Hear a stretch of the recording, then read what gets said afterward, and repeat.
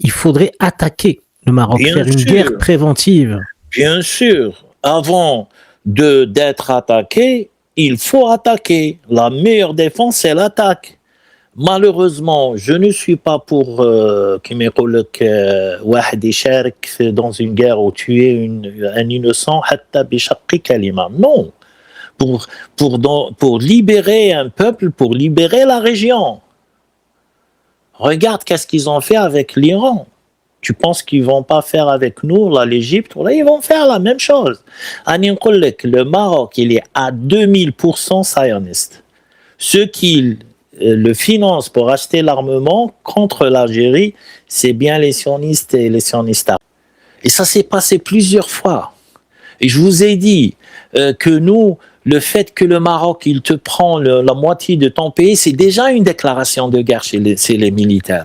Les militaires, ils voient pas les choses comme non, c'est juste une carte dessinée avec un crayon. Non, non, ça c'est nous qu'on dit ça. Lui, non. Lui, son travail, c'est protéger le pays. Est-ce que l'Algérie est rentrée dans le territoire libyen plusieurs fois pour attaquer, riposter contre what's his name, Haftar? Oui, on l'a fait plusieurs fois. Mais non, on ne le sait pas, mais à la Beneche, bien sûr. Avant qu'ils nous attaquent, ils l'ont mis à sa place. Mais qu'est-ce que c'est son travail, ماهوش قهواجي ولا طبيب ولا واسمه. Le travail, c'est la surveillance à 100%. Notre tir, le premier missile, n'a pas été contre le Mali. Non, comme غالطين. Il y avait d'autres. C'est un secret d'État, c'est les gens qui font ça.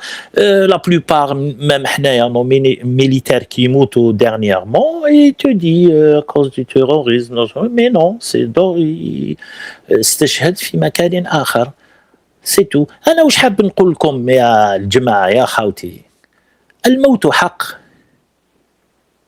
عليا وعليكم نموتوا على الحق هذا ما كان بصح انايا je suis contre quand on dit non, on va les mettre de côté, on veut pas les voir, ils vont se taire وحدهم, ils vont se couler وحدهم. Non, derrière ces gens-là, derrière ce système-là, c'est les mêmes pays اللي راهم يضربوا في l'Iran.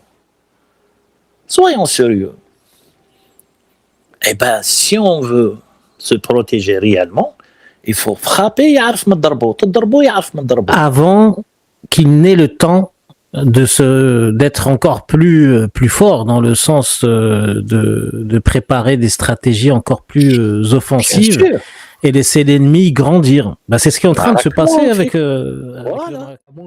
Oui, on peut avoir un Trump à la place de Tebboune dans quelques années, un débilos qui est encore ça marche pas comme ça parce qu'en Algérie il y a des garde-fous au niveau de l'État et notamment en ce qui concerne les affaires militaires. Donc je n'y crois pas un instant de voir un jour l'Algérie pour des raisons sécuritaires aller attaquer son voisin. Par contre, l'Algérie œuvre bien évidemment aux guerres futuristes, c'est-à-dire qu'elle prévoit les déstabilisations, elle prévoit la guerre cybernétique, tout ça c'est anticipé.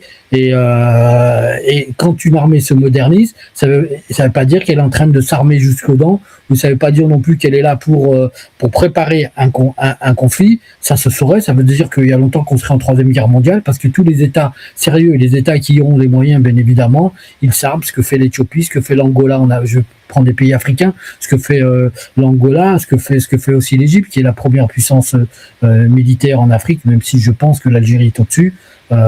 Mais ça c'est pareil, c'est vendu par certains think tanks, ça les arrange parce que l'Égypte est un allié de l'Occident. Mais moi je ne vois pas, mon cher ami et frère Adel, le moindre indice qui laisserait penser que la doctrine algérienne a dévié de son essence originelle, c'est-à-dire d'aller se préparer pour des conflits futurs ou peut-être avoir une autre position. Vous savez, c'est un changement, c'est-à-dire que si l'Algérie décidait d'avoir une nouvelle doctrine, c'est changer complètement les fondements de l'armée algérienne et c'est remodifier, et ça prend 50 ans pour changer l'armée algérienne telle qu'elle est aujourd'hui. Donc déjà d'un point de vue pragmatique et matériel. Ce n'est pas possible. L'armée algérienne n'est pas taillée pour anticiper des conflits. Elle est taillée pour anticiper des éventuelles agressions. Ça fait partie des études stratégiques, mais ne vous attendez pas à ce qu'un jour l'armée passe la frontière libyenne ou malienne pour attaquer ses voisins ou parce que il y a des présences nocives. Bien évidemment, tu as parlé de Haftar. Alors, les opérations militaires, les opérations secrètes, elles ont toujours existé pour tous les pays, bien évidemment, que l'Algérie a des services actions, a des services comme tout le monde, comme la Delta Force, comme la Force OPEC, la DGSCE. Voilà, vous avez ça, l'Algérie aussi, active dans ces domaines-là. Ça reste dans le domaine de ce qu'on appelle du secret militaire. Ça ne veut pas dire que c'est dans la doctrine. Mais bien évidemment qu'il y a des actions extérieures qui, de manière ponctuelle, pour éliminer des menaces inconsidérées ou imminentes, mais qui n'ont rien à faire dans une doctrine générale. Donc ça, je suis d'accord avec toi, mais en tout cas, et là après tu pourras me répondre, je ne vois en aucun cas l'Algérie se préparer à anticiper, en tout cas, un conflit. Elle surveille bien évidemment ce qui passe, mais les Algériens savent que le Mossad est là, savent que la DGSE a augmenté sa présence au niveau du Sahel, au niveau du Mali et l'Algérie. Vous voyez très bien à fermer ses frontières, même avec l'histoire du drone. Moi, je vous ai toujours dit que ce drone a été abattu délibérément par l'Algérie pour créer cet incident, de façon à ce que le Mali ferme sa frontière et que l'Algérie se contente de bien fermer sa frontière aussi.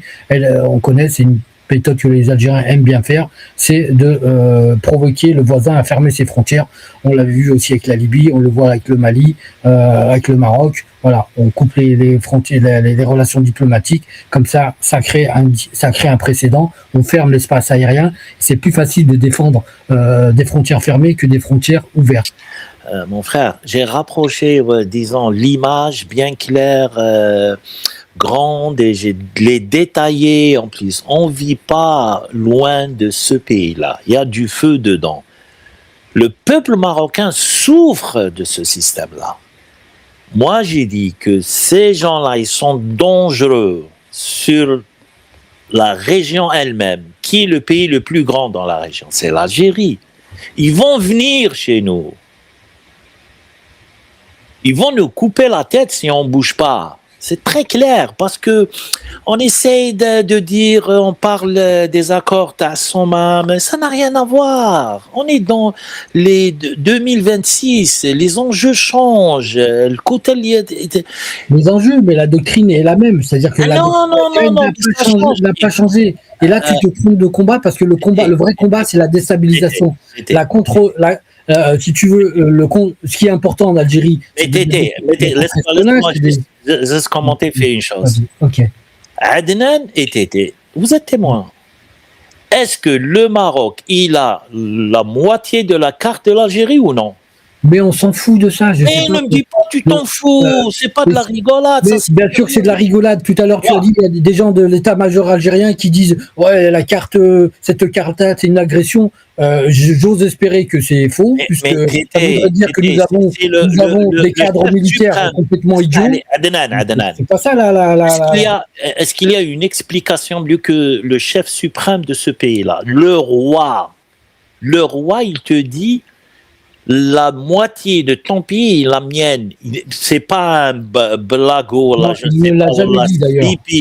Mais la carte, elle existe derrière lui. La carte existe dans son bureau. Lui ne l'a jamais dit, bien évidemment, parce que là, ce serait grave s'il y avait des déclarations officielles. C'est ça notre problème. On nous dit que l'Iran a voulu ce qui est complètement faux. Il n'y a pas de...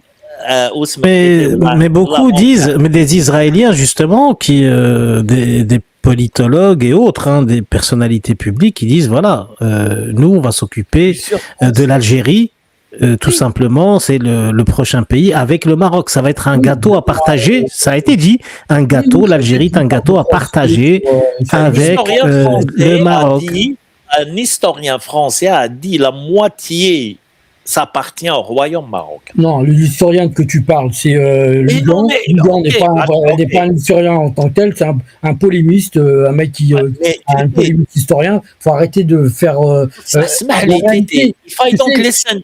c'est pas le parasite quand tu as une communication, c'est pas le Larsen ou le parasite qui est autour qui fait la communication. La communication, c'est le message. Et le message est clair, c'est-à-dire que le Maroc... on ne peut pas argumenter sur les détails et tout, parce que moi, je t'ai dit, ces choses-là viennent du chef suprême.